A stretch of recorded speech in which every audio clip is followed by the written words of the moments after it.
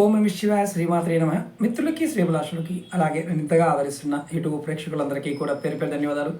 మిత్రులారా, మీ అందరికీ పరాదేవత ఎల్లవెల్లా మీతో ఉండి మీ మనోవాంఛను నెరవేర్చాలని మనస్ఫూర్తిగా కోరుకుంటున్నాను. ఈరోజు వీడియోలో గురువుగారు మాకు ఏ పని చేద్దామన్నా మనసు సరిగా ఉండటం లేదు, అలాగే డబ్బు సంపాదించాలని కోరుకుంటుంది కానీ డబ్బు రావడం లేదు, ఏ పని చేసినా మెంటల్లీ మానసికంగా బాగా ఒత్తిడికి గురవుతున్నాము. అలాగే రెండవది, కష్టపడుతున్నాము కుటుంబం మొత్తం కూడా, డబ్బు నిలబడటం లేదు, డబ్బు రావడం లేదు, ఇచ్చిన డబ్బు తిరిగి ఇవ్వడం లేదు, అలాగే మాకు రావాల్సిన డబ్బు కూడా అందడం లేదు, ఉద్యోగంలో సరైన ప్రమోషన్ రావడం లేదు, చేస్తున్న వ్యాపారంలో పెద్దగా అభివృద్ధి లేదు, ఏం చేయాలో అర్థం కావడం లేదు, బుర్ర పాడైపోతుంది. ఇలా జరుగుతూ ఉంటే మీ జాతకంలో చంద్రుడు బాగోలేదని అర్థం.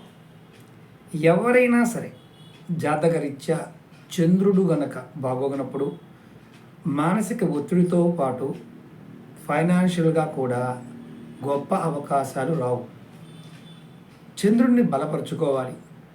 మంత్రం ద్వారా, తంత్రం ద్వారా, క్రియ ద్వారా చంద్రుడిని మనం బలపరుచుకోవచ్చు. ఎవరికైతే ఇలా జరుగుతుందో వారు ఖచ్చితంగా మీరు ఈ చిన్న ప్రయత్నం చేయండి. రోజు స్నానం చేస్తున్న నీటిలో కొద్దిగా పాలు కలుపుకొని స్నానం చేయండి ప్రతిరోజు కూడా. అలాగే మీరు ఎవరికైతే మానసికమైన ఒత్తిడి తగ్గకుండా ఉంటుందో వారు ఓం చం చంద్రాయ నమః అనే మంత్రాన్ని రోజు 108 సార్లు మీకు టెన్షన్గా అనిపించినప్పుడల్లా అనుకుంటూ ఉండండి. మూడవది, కొంతమందికి రాత్రి అయితే భయం వేస్తూ ఉంటుంది. సింగిల్గా మంచంలో పడుకోలేరు, ఒంటరిగా ఉంటే పడుకోలేరు. ఏదో మాకు దెయ్యం కనిపిస్తుంది, భూతం కనిపిస్తుంది, మా మీద ఎవరో వచ్చి కూర్చుంటున్నారు అని చాలామంది భయపడుతూ ఉంటారు. అలాంటప్పుడు ఏం చేస్తారంటే ఒక వెండి కడియాన్ని చేసుకొని మీరు ధరించాలి. అది కూడా పూర్తిగా రింగులాగా ఉండాలి, జాయింట్ ఉండకూడదు. అది మనకి ఎవరైతే బంగారు పని చేస్తారో వారి దగ్గరికి వెళ్తే అచ్చు పోసి ఇస్తారు. మీరు ఆడవారైతే ఎడమ చేతికి, మగవారైతే కుడి చేతికి ఆ కడియాన్ని అంటే గాజులాగా ధరించండి. దానివల్ల మీకు జాతకరీత్యా దోషమున్న శని ఒకవేళ చంద్రుడితో కలిసి ఉన్న అలాంటి ఇబ్బంది కలుగుతుంది. కాబట్టి మీరు ఈ తంత్రాన్ని చేయడం వల్ల మీకు ఆటోమేటిక్గా ఆ ప్రభావం తగ్గుతుంది. అలాగే మీరు ఎవరైనా సరే ఇలాంటి ఇబ్బందులు ఇంకా పడుతూ ఉంటే మీరు ఖచ్చితంగా ప్రతి సోమవారం నాడు స్నానం చేసే నీటిలో పాలు పోసుకుని స్నానం చేయండి. ఓపిక ఉంటే రోజు చేయండి, ప్రతి సోమవారం నాడు చేయండి. అలాగే సోమవారం నాడు శివాలయ దర్శనం చేసుకొని శివభగవానుడికి, నందికి తెల్లటి పువ్వులు సమర్పించి అక్కడ మీరు అభిషేకం పాలతో చేసి మీరు ఇంటికి రండి. ఆ రోజు మీరు వీలైతే కంపల్సరిగా తెల్లటి వస్త్రాన్ని ధరించండి. లేదంటే మీరు ఆఫీస్లో డ్యూటీలో ఉన్నప్పుడు ఆ డ్యూటీ బట్టలు వేసుకోవాల్సి వచ్చిన వారు కంపల్సరిగా తెల్లటి కర్చీఫ్ అయినా జేబులో పెట్టుకోండి. ఇలా మీరు రెగ్యులర్గా చేస్తూ ఉంటే మీ జీవితంలో మంచి మార్పులు వస్తాయి.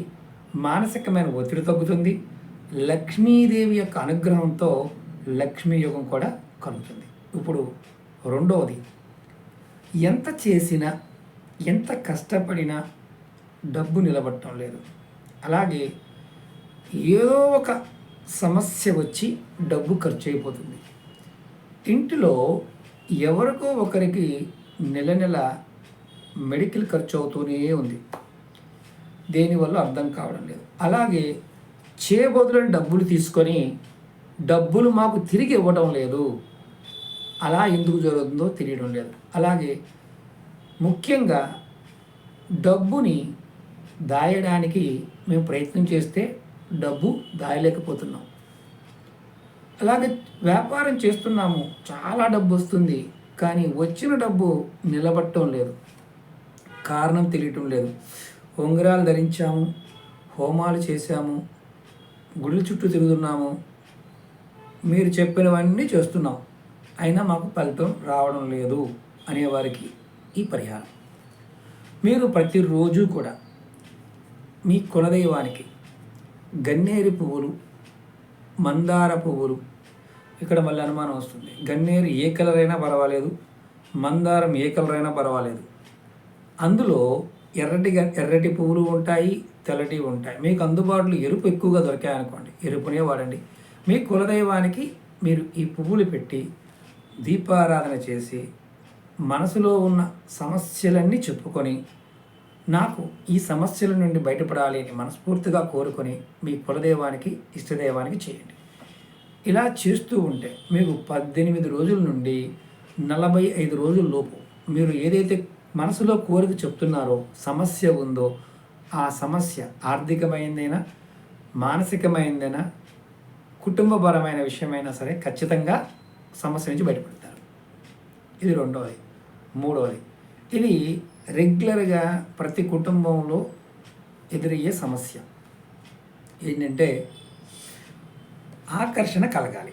భార్యాభర్తల మధ్యలో గొడవలు, బయట స్నేహితులతోనూ, పనిచేసే ప్రదేశంలో కూడా ఏదో ఒక వ్యక్తితో గొడవ అవ్వటం, మీరు వాళ్ళని ఆకర్షించాలని ప్రయత్నం చేయటం, వాళ్ళు మిమ్మల్ని ద్వేషించటము, చుట్టుపక్కల వాళ్ళు అందరూ కూడా అలాగే ప్రవర్తించడం జరుగుతూ ఉంటే మీరు స్నానం చేసేటప్పుడు ప్రతిరోజు కూడా 2 రెబ్బలు కుంకుమ పువ్వుని నీళ్ళలో వేసుకొని కాస్త కరిగిన తర్వాత బకెట్లో పోసుకొని స్నానం చేయండి. ఇలా చేసినట్లయితే మీకు 100% ఏదైతే ఆకర్షణ కలగాలనుకుంటున్నారో ఆ ఆకర్షణ కలిగి మీతో అందరూ కూడా సవ్యంగా ఉంటారు. ఇక్కడ అనుమానం ఉంటుంది, పాలతో పాటు చేయవచ్చా? చేసుకోవచ్చు. ఇంకొక అనుమానం కూడా ఉంటుంది, గురువుగారు మార్కెట్లో పాలతోనూ కుంకుమ పువ్వుతో కలిపి సబ్బు ఉంటుంది, దాన్ని రుద్దుకుంటే పని అయిపోతుంది కదా అంటారు. అలా చేయటం వల్ల పని కాదు. ఎందుకంటే రెండిట్లో కెమికల్ ఉంటుంది కాబట్టి కొంతవరకు మీరు సబ్బు రుద్దుకోండి, కానీ కంపల్సరిగా ఇలా ప్రయత్నం చేయండి. ఖచ్చితమైన ఆకర్షణ, విపరీతమైన జనాకర్షణ కలుగుతుంది. ఇది ప్రయత్నపూర్వకంగా చేయండి. అలాగే 4వది, గురువుగారు రాత్రిపూట మాకు నిద్ర పట్టడం లేదు, మాకు మా ఇంట్లో ఎవరో ఉన్నారు అని భయం కలుగుతుంది. రాత్రిపూట మా ఇంట్లో ఎవరో ఉన్నారు, దెయ్యము, భూతము, మా పెద్దలు చనిపోయిన వారు ఉన్నారు అని అనుమానం కలుగుతుంది. నిద్రపోవడం లేదు, మానసికంగా చాలా ఇబ్బంది పడుతున్నాం. కొంతమందికి గుండెల మీద కూర్చున్నట్టు అనిపిస్తుంది. ఏం చేయాలో అర్థం కావడం లేదు. తంత్రమంత్రాల వాంటలు తావిజులు ధరించాము, అయినప్పటికీ ఫలితం రావడం లేదు. దేవాలయాలు తిరుగుతున్నాం, ఫలితం రావడం లేదు. ఏం చేయాలి? కొన్ని సందర్భాలలో మన ఉండే స్థలము వాస్తురీత్యా బాగోకపోయినా, ఎవరైనా ఆ ఇంట్లో బలవన్మరణం పొంది ఉన్నా, మనకు తెలియకుండానే అంతకుముందు ఆ ప్రదేశంలో బొగ్గులు, గాజు ముక్కలు, అలాగే బొయ్కలు అంటే బోన్స్ ఇలాంటివి ఏదన్నా భూమిలో ఉన్నా ఇలాంటి సంఘటనలు ఎదురవుతాయి. జాతకరీత్యా శని భగవానుడు, చంద్రుడు అంటే కలిసి ఉన్నప్పుడు, బలహీనమైన మానసిక స్థితి ఉన్నప్పుడు ఇలాంటి గ్రహస్థితులు ఏర్పడతాయి. అలాంటప్పుడు ఏం చేయాలంటే మీరు ప్రతిరోజు స్నానం చేస్తున్న నీటిలో కంపల్సరీగా ఉప్పు వేసుకొని స్నానం చేయండి.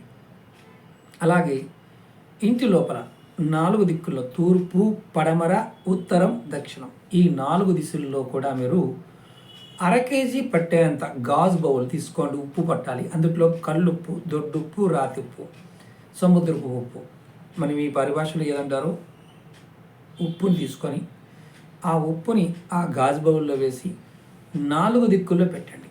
24 గంటల తర్వాత 4 దిక్కుల్లో చెక్ చేయండి. ఏదైనా దిక్కులో ఉన్న ఉప్పు కలర్ మారినా, నీరుగా మారినా మీ ఇంటి లోపల నెగిటివ్ ఉంది, ఆ నెగిటివ్ ఆ ఉప్పులోకి వచ్చింది అర్థం. ఆ గాజు బౌల్తో పాటు ఆ ఉప్పును కూడా తీసుకొని మీరు కవర్లో వేసుకొని ఏదైనా కాలువలో కానీ, చెరువులో కానీ, బావిలో కానీ వదిలేయండి. అలాగే వారం రోజులకి కలర్ మారింది అనుకోండి, ఉప్పు కలర్ మారినా లేదంటే నీరుగా మారినా మీ ఇంట్లో కొద్దిగా నెగిటివ్ ఎనర్జీ ఉందని అర్థం. సేమ్ అలాగే అదే బౌల్ని తీసుకువెళ్ళి బౌల్తో పాటు నీళ్ళలో కలిపేయండి. ఒక బౌలే, మిగతా 3 తీయాల్సిన అవసరం లేదు. 4 మారాయనుకో 4 మార్చాల్సిందే, అది అర్థం చేసుకోవాల్సిన విషయం. ఇప్పుడు నెల రోజులైనా మారలేదనుకోండి, మీరు అదృష్టవంతుల కిందే లెక్క. మీ ఇంట్లో ఎటువంటి నెగిటివ్ లేదని అర్థం. అలా పెట్టి ఉంచడం వల్ల కూడా ఏమవుతుందంటే మీ ఇంటిలోకి సకారాత్మకమైన అంటే ఏదైనా దుష్ట శక్తులు రావడానికి లోపల ప్రవేశించడానికి అవకాశం ఉంటుంది. అలాగే లక్ష్మీ అమ్మవారి యొక్క ప్రభావం మీ మీద పెరుగుతుంది, మీ ఇంటి మీద పెరుగుతుంది, మీకు లక్ష్మీ యోగం కూడా కలుగుతుంది, అదృష్టం మీ వెంటే ఉంటుంది. ప్రయత్నం చేయండి. ఈ 4 పరిహారాలు మీరు చేయగలిగితే ఖచ్చితంగా మీ జాతకంలో మీరు ఏది కోరుకుంటున్నారో అది సాధ్యమవుతుంది. అలాగే మీకు ఈ వీడియో నచ్చినట్లయితే లైక్ చేయండి, ఛానల్ని సబ్స్క్రైబ్ చేసుకోండి, పక్కనే ఉన్న గంట సింబల్ని యాక్టివేట్ చేసుకొని 10 మంది మిత్రులకి షేర్ చేయండి. ఓం నమః శివాయ. శ్రీమాత్రే నమః.